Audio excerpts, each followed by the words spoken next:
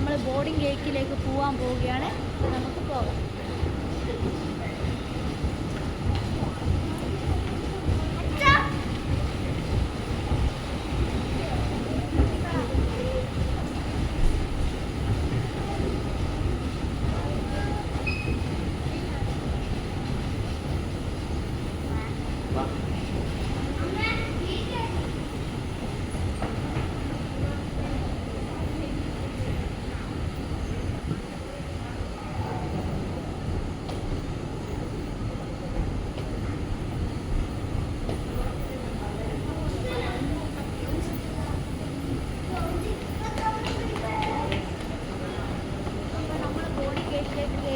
അടുത്ത പാർട്ട് ഉടനെ തന്നെ ഇറങ്ങുന്നതാണ്.